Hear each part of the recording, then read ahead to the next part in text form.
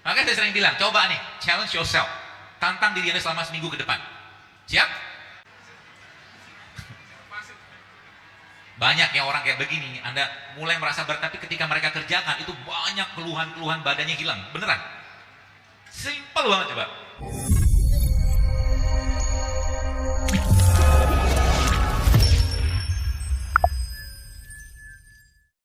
Ya. Jadi itu ya, kemudian sering kesal, frustasi ya. Kemudian sering banyak bahan-bahan kimia dalam kesehariannya ya. Kemudian alergi terhadap obat atau hal tertentu, ya seperti itu banyak. Jadi banyak audit itu banyak. Tapi secara umum seperti itu. Jadi mungkin teman-teman mulai lihat. Kalau sekarang, bagaimana cara menilainya? Saya kasih clue yang gampang, seperti ini. Kalau Anda punya mobil mewah, sebuah mobil itu misalkan saja harganya 10 miliar, mobil sport car atau sport car. Maka kalau mobil ini teman sekalian Anda atau mungkin kita pakai, maka sejatinya mobil ini harus dimasukkan bahan bakar jenisnya Pertamax. Kan gitu, harus bahan bakar Pertamax, entah 92 atau 98 katalah. Pertanyaannya, kalau dimasukin Pertamax apa yang terjadi? Mobil tadi akan berjalan, akan hidup, masa hidupnya sesuai dengan jangkaan pabriknya. Tapi pertanyaannya, kalau misalkan yang punya mobil ini iseng, isengnya gimana? Dia masukin premium, kira-kira nasib mobilnya gimana? Rusak, spare partnya, onderdilnya semua akan rusak. Yang bawanya pun stres, karena dikit-dikit rusak. Ya, mobil mewah. Kalau ditanya, kalau saya tanya dan saya tahu jawabannya atau jawabannya akan teman-teman berikan apa? Mahal mana mobil ini dengan badan kita? Maka saya yakin Anda akan menjawab mahalan badan saya. Betul? Sekarang saya tanya, bahan bakar apa yang kita masukkan dalam badan kita? Saya kasih 3 pilihan. Premium, Pertamax atau oplosan? Jujur aja lah. Sudah tahu sekarang status kesehatannya kayak apa? Yang punya mobil aja, kalau mobilnya bermasalah, stres. Sama kayak kita, raganya kita ini akhirnya membuat kolbu, hati, emosi kita juga stres. Karena nggak ada sehat-sehatnya gitu loh.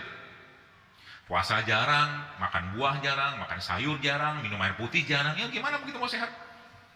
Pagi, siang, malam, nasi goreng. Betul? Nasi goreng sehat nggak? Kok berat begitu mengatakannya? Sehat nggak ya? Jujur, nasi goreng itu sehat nggak? Kenapa dimakan? Sudah tahu nggak sehat, dimakan namanya apa? Zolim. Ya, kalau bahasanya apa? Dablek itu kasar lah ya. Zolim, ya biar keren sedikit zolim. Ya. Jadi mari kita, lagi-lagi saya sampaikan, mari kita niatkan hari ini untuk kita mencintai badan kita ini sebagai badan yang sempurna yang Allah berikan. Jangan lagi dizolimi, jangan lagi dimasukin yang nggak benar. Sekarang saya mau tanya, Bapak Ibu mau berubah nggak untuk hidup sehat mulai sekarang? Saya tanya sekali lagi, mau berubah nggak hidup sehat? Allah saksinya. Artinya kalau Anda mulai sekarang nggak makan sehat lagi, zolim. Allah saksi. Falyanzuril insana ila ta'ami. Perhatikan apa yang dimakan. Kan gitu kan? Kita dikasih pilihan, udah ngerti nggak sehat, jangan dimakan. Ya, gitu aja sebenarnya simpel. Kalau udah sehat juga jangan berlebihan dimakan, nanti juga masalah. Minum madu 1 hari 1 kilo 1 liter, ya kencing manis juga. Iya kan? Banyak orang tanya kan, dokter saya makan kunyit gitu kan, kunyit ini saya baca penelitiannya katanya bisa bikin rahim kering. Inilah mandul segala macam. Iya kalau ente minumnya seember sehari. Pernahkah orang negeri ini keracunan minum kunyit? Ada nggak? Ada. Orang tua kita, nenek moyang kita zaman dulu ya jamu. Anteng-anteng aja mereka, gigi masih oke, uban tak banyak. Kita baru 30 tahun udah ubanan. Uban itu kan ada oksidasi. Maka Rasulullah SAW ketika beliau meninggal, ubannya kan cuma 3 gitu. Ini baru kuliah semester 1 sudah ubanan. Kebanyakan apa itu? Kerupuk mungkin. Ya, mari kita jadikan. Jadi, kalau kita meniatkannya karena Allah teman sekalian, maka nanti Anda minum madu, minum kunyit, makan apa gitu pahala. Gitu loh. Jangan cuma sekedar untuk apa tren atau lifestyle. Ngapain? Ya Allah, aku minum madu ini ya Allah agar aku bisa beribadah lebih baik kepada Engkau. Pahala. Ya Allah, aku minum atau makan sayur ini ya Allah agar aku bisa lebih banyak sholat malamnya ya Allah. Pahala loh. Dan kita akan sesuai dengan apa yang kita doakan. Ya, dan Allah menciptakan ini semua untuk kita. Ya, untuk kita, ya seperti itu. Jadi lihat, kita kembali ke tadi, 365 dibagi 12, maka ketemu 30 hari. Ketemu 30. Maka memang sejatinya, maka mulai sekarang Ramadan tahun depan, tahun ini lah kan, jadikan sebagai momen kita untuk bersih-bersih badan. Nggak usah lagi ribet dengan urusan makanan. Masjid-masjid nanti siapin air putih sama buah, cukup, sama kurma. Ya, kalau ada yang mau kasih takjil atau mungkin makanan, kasih tahu sama dia. Jangan yang berlemak, jangan yang bersantan, jangan yang pakai minyak. Bisa nggak? Bisa sebenarnya. Kalau kita mau ubah bisa kok. Ya kalau mau. Ya, no sirup. Ya jadi kalau mau berbuka sehat datang ke masjid ini misalkan gitu kan bisa. Kita dapat pahala loh. Ya makanya sering-sering sampaikan bagi Anda yang bisnis kuliner, ingat baik-baik pesan saya ini. Jangan sampai orang yang dulunya sehat gara-gara makan produk yang kita buat jadi sakit. Ya. Namanya apa itu? Sorry. Orang dulunya nggak kena diabetes, tiba-tiba makan kita punya produk tiap hari kena diabetes karena tingginya gula. Saya kemarin ada ketemu dengan salah satu artis lah diceritakan kan, saya bilang hati-hati loh Bu, saya bilang Mbak, jangan sampai nih produk Mbak ini jadi biang kerok diabetes negeri ini. Iya sih dok, dia bilang banyak banget gulanya, dia bilang kue-kue gitu. Ya.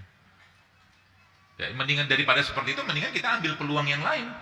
Kita menyiapkan makanan sehat dalam konteks untuk memenuhi hajat kaum muslimin, maka setiap orang makan produk kita dapat pahala. Pahala itikaf coba, Masya Allah. Minum tangan kanan Pak, jangan tangan kiri. Minum tangan kanan. Ini tangan kanan. Ini tangan kiri. Lupa mungkin, tak apa-apa, khilaf. Ya.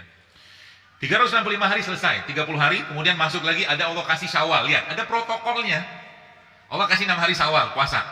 Setelah Syawal selesai, Allah kasih lagi puasa Senin Kamis. Allah kasih lagi puasa Ayyamul Bid dan puasa-puasa sunnah lain. Lihat, ada semacam rules-nya, semacam SOP-nya.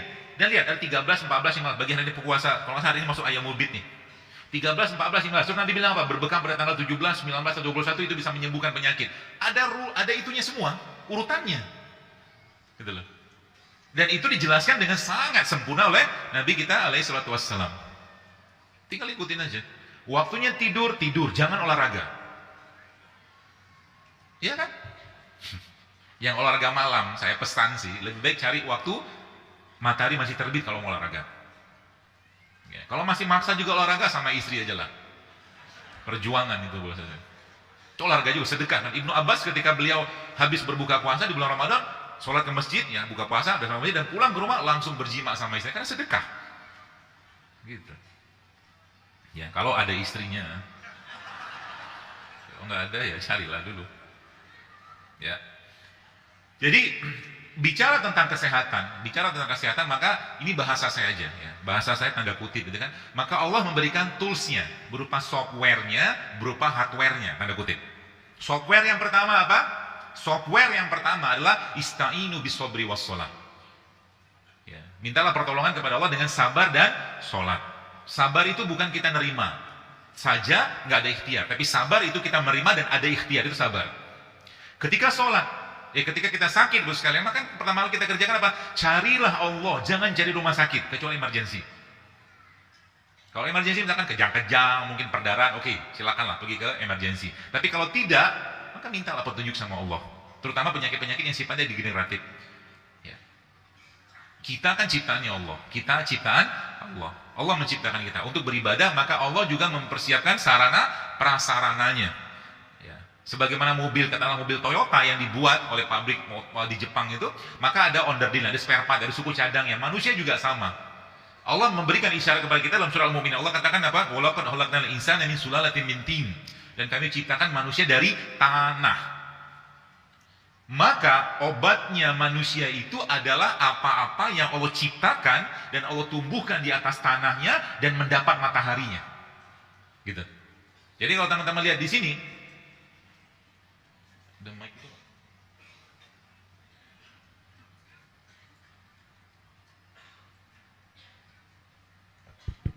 Jadi kalau kita lihat di sini ya bayangkan. Ya. Ini saya katakan tadi yang dijajah 350 tahun itu. Ya, kayu manis gitu kan. Salah satu ciptaannya Allah yang bisa menurunkan gula darah. Tumbuh di mana? Tanah. Ada lagi kunyit, ya, yang merupakan salah satu tumbuhan atau produksi tanaman yang luar biasa. India merupakan salah satu negara yang paling rendah angka pikunnya. Karena ternyata konsumsi kunyit di India itu tinggi sekali. Ya, tapi kalau kita umat Islam, kalau tidak mau pikun di masa tuanya, caranya gimana? Banyak-banyak baca Quran. Maka Allah akan jamin tuanya tidak akan pikun. Ya. Di mereka-mereka inilah Allah membenamkan atau Allah memberikan obatnya buat kita. Kalau teman-teman baca tentang riset tentang kunyit, subhanallah luar biasa kunyitnya. Ya, bahkan dia punya bahan anti penuaan atau anti aging. Ya. Jadi kunyit ini punya bahan anti tua, anti penuaan dalam kunyit. Terus apa lagi? Ada ketumbar ya, Bang. Ini kan obat semua. Ya. Bagaimana cara mengaplikasikannya? Gampang sekali. Gampangnya seperti apa? Jadikan ini sebagai teman kita tiap hari. Ya, bagi Anda yang suka minum teh, misalkan Anda bisa bikin teh ketumbar, diganti, gampang. Atau misalkan kunyit kayak begini, Anda Anda buang kulitnya, kemudian diiris-iris tipis, atau Anda parut, kemudian dimasukkan dalam air panas, kasih madu sedikit, kasih jeruk nipis sedikit, sudah jadi obat buat tulang-tulangnya. Semudah itu sebenarnya. Ya, dan tidak ribet dan murah. Jadi bagi mahasiswa dengan modal 10.000 pergi ke pasar, beli begini udah cukup. Ya, apalagi Indonesia punya ini tempe. Salah satu makanan terbaiknya yang ada di negeri ini tempe. Ya, tempe itu bagusnya dimakan seperti apa? Yakin mentah? Hah?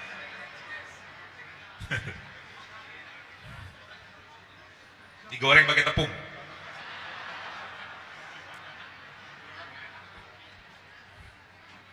Saya jelasin ilmunya biar teman-teman paham. Jadi proses pengolahan pada makanan itu bisa jadi akan mengurangi nilai gizinya atau bisa jadi akan menghabiskan nilai gizinya. Nasi goreng tadi kan sudah dijelaskan. Nasi goreng kan gula kan? Diapain? Digoreng. Gula nggak kepake jadi apa tadi? Lemak. Digoreng pakai apa? Minyak. Minyak itu sudah lemak kak? Lemak. Dimakan pakai apa? Bakwan. Bakwan ini kan tepung kan? Gula nggak? Gula. Dipakai nggak badan? Sebagian nggak dipakai karena tubuh sudah kelebihan kalori. Ubah lagi jadi apa? Lemak. Terus dimakan pakai apa lagi tambahannya? Telur. Belum. Kerupuk belum. Dimakan pakai telur. Telurnya diapain? Goreng. Telur itu apa? Protein. Protein kalau dipanaskan hilang kan? Gizinya akan banyak berkurang bahkan habis. Terus makan apa? Tambahannya apa lagi? Kerupuk. Kerupuk kita apa? Tepung. Diapain? Tepung kan gula kan? Ketemu minyak. Lemak ketemu lemak. Sudah selesai? Belum. Ada minumannya.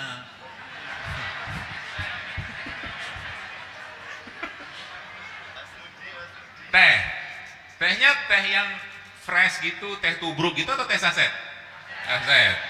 Sudah industri lagi kan, fabrikasi. Diminum, ada gulanya? Gula lagi kan?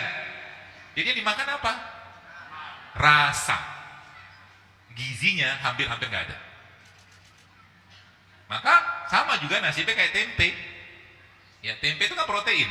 Dalam tempe ada probiotiknya. Ya, dalam tempe ada probiotik. Probiotik itu kuman baik. Kuman dipanaskan, apa yang terjadi? Mati.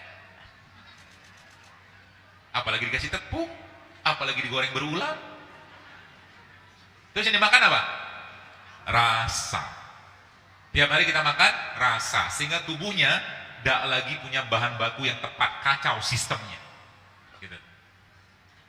Ya, maka semakin alami makan yang kita makan akan semakin sehat. Tempe kalau mau makan, ya tempe sudah matang, serius. Ada yang pedagang tempe atau pembuat tempe, coba tanya, kedelai kan direbus dulu kan? Bahasa kita mentah itu apa? Nggak digoreng. Makanya saya sering bilang, coba nih, challenge yourself, tantang diri Anda selama seminggu ke depan. Siap? Saya suka nih kalau ada tantangan begini nih.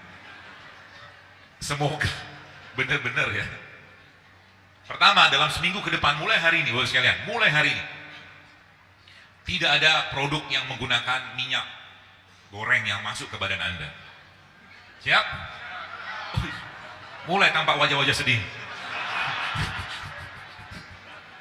Siap yang pertama ya. Yang kedua, tidak ada produk yang menggunakan tepung yang masuk ke badan Anda hari ini.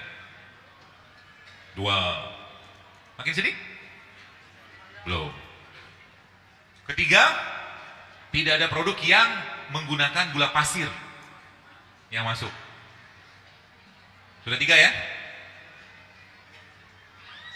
Mau pulang atau mau terus kajian? Empat, tidak ada nasi putih. Berat.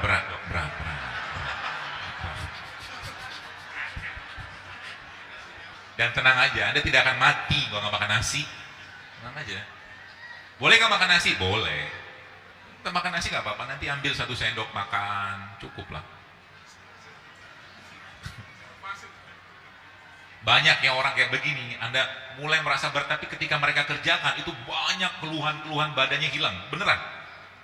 Simpel banget coba. Ya. Jadi tadi apa? Minyak, tepung, nasi sama gula. 4 nih aja. Sama satu lagi ditambah deh, biar komplit ganjil. Semua produk olahan yang fabrikasi pakai kemasan, coba di stop. Mulai kapan?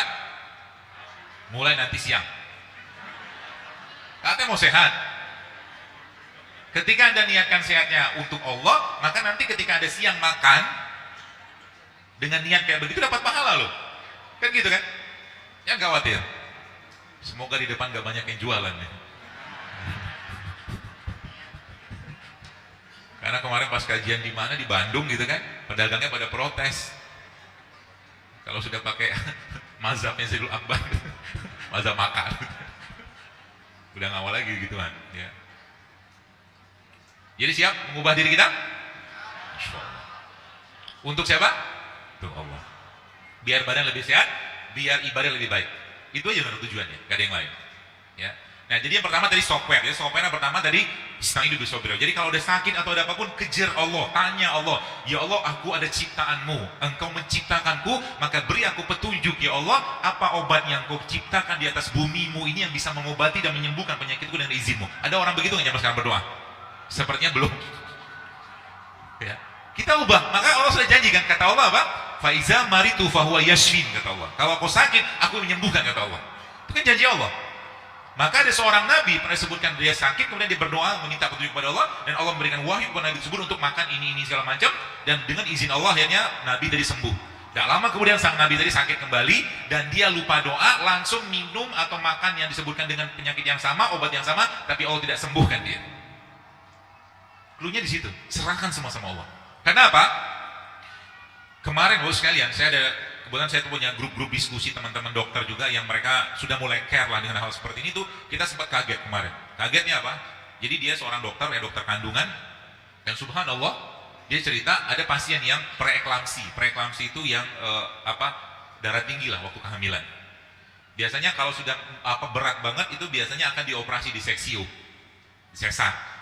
Ya, kemudian akhirnya dia mintalah petunjuk pada Allah, ini apa? Sebab apa? Kalau bayi yang di preeklamsi itu dioperasi, maka biasanya bayi tadi akan disuntikan satu bahan namanya surfaktan untuk mematangkan parunya dulu sebelum dilahirkan. Atau sudah saya lupa lah, pokoknya seperti itu. Dan subhanallah ternyata dia ikhtiar. Ikhtiarnya apa? Ikhtiarnya dengan menggunakan ciptaan Allah yang salah satunya di depan ini. Kuasa Allah sekalian, akhirnya dapatlah ide, ada petunjuk yang dia baca juga penelitiannya. Ternyata ketika serai ini ketemu dengan jeruk nipis, itu ternyata bisa bukan jeruk nipis, jeruk purut. Itu ternyata, atau lime juga bisa, itu ternyata bisa berperan sebagai bahan yang bisa mematangkan parunya. Subhanallah. Dan ketika bayi-bayi itu lahir, itu ternyata dia punya kondisi yang jauh lebih baik daripada bayi-bayi dengan kondisi yang sama, ya, seperti itu. Maka jangan khawatir, Allah sudah ciptakan obatnya, tenang aja. Ya. Kalau boleh saya sampaikan ke teman-teman, itu banyak sekali ya testimoni masuk ke saya itu. Apalagi ya, nanti coba Kalau Anda pengen bikin stem cell tanda kutip ala-alanya kita, Anda bisa pakai ini. Serai, jahe, kunyit, jeruk nipis, ya, sama madu. Coba nanti dibuat, jadikan minuman rutin. Apa yang terjadi?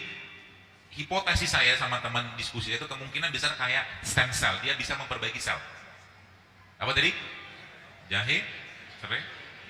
Ya. Atau ya mungkin bagi ibu-ibu, mungkin ahwat-ahwat yang sudah baca postingan saya tentang ultimate kunyit. Ultimate kunyit sebenarnya isinya kan serai, kunyit sama jeruk nipis. Itu banyak banget yang subhanallah kuasa Allah sekali lagi hamil. Kenapa? Karena memang kebutuhannya kita ada di mereka-mereka ini. Allah menciptakan negara di Jazirah Arab ya dengan karakter mereka yang panas, dan di situ susah kan tumbuh kan? Ya susah tumbuh apa? Ya susah tumbuh serai, kayak ini kan susah tumbuh di Arab. Maka Allah menciptakan di sana produk yang sudah mencakupi semua hal tadi. Namanya apa? Kurma. Kurma ini merupakan salah satu superfood. Maka jangan pernah di rumah kita tidak ada kurma. Kenapa? Kata Nabi SAW, di rumah kita atau tidak akan kelaparan ya rumah atau tempat seseorang yang ada kurma di dalamnya. Berapa banyak kita makannya? Ikut aja sunnah Nabi, 7 butir sehari. Ya, cukup. Kurma bisa dijadikan banyak banyak manfaat. Bisa sebagai pemanis, bisa juga buat bikin sambal. Nanti kalau mau bikin sambal pakai kurma, jangan pakai gula pasir lagi. Bahannya cabai, bawang putih, sama kurma sama garam. Dimakan sama tempe. Tempenya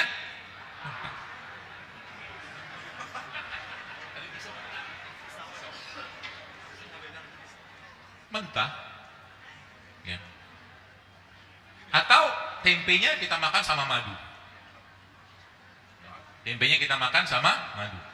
Ini kalau bapak-bapak nyiapin begini nih, minta pisau dikasih cutter. Ya. Kemarin saya di Semarang itu, nah kan, iya ada apa-apa deh. Ini habis motong apa tadi? Tisu kan enggak? Tisu ada.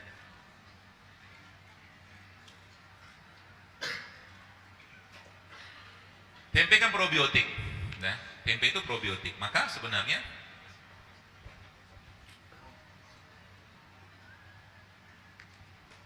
ketika probiotik ini kita makan dan ketemu sama prebiotik, maka biotik yang ada pada tempe ini akan berkembang. Biotik itu bakteri. Ya. Salah satu prebiotik yang paling baik namanya apa? Kurma.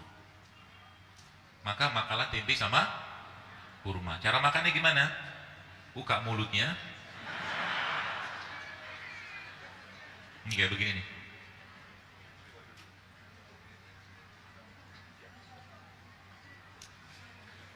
Pengen lapar atau apa mulutnya menganga gitu semua. Coba kita kasih ke mana yang mahasiswa? Mahasiswa? Yakin mahasiswa aku gemuk? Banyakan goreng jangan. Ini makan. Kunyah yang benar. Wih, langsung masuk semua dia. Enak pora? Enak kan? Wajahnya sumringah pak. Makan kayak beginian bisa bikin happy. Anda tahu kenapa? Karena 80% imun sistem atau sistem imunitas kita itu dibikin pencernaan. Semakin banyak probiotiknya, semakin banyak enzimnya, semakin banyak mineralnya, semakin banyak vitaminnya atau bahan-bahan alami yang masuk, maka kita akan lebih happy. Jadi kalau ada orang Anda ketemu dengan teman kita lagi bawaannya lagi kesel, baper segala nggak jelas, ajak dia makan tempe sama kurma. Serius. Orang itu mungkin perutnya perlu probiotik. Ya, atau ajak dia makan rujak. Ini beneran loh. Teorinya begitu. Karena 80, jadi serotonin kita itu yang ada di otak itu 80% bahan bakunya dari perut. Makanya ada istilah good food is good mood. Ya. Makanan itu mempengaruhi mood. Semakin alami dia, semakin fresh, semakin baik, terus semakin sehat buat badan kita. Atau Anda makan tempe dengan gaya yang lain.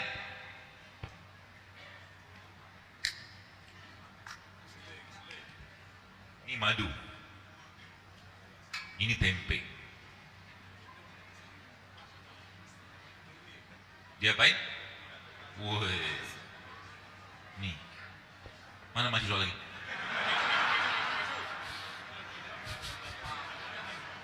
Tampang mahasiswa tuh tampang nelongso gitu. Apalagi akhir bulan gitu kan. Tapi ini tampangnya Masya Allah, ini luar biasa.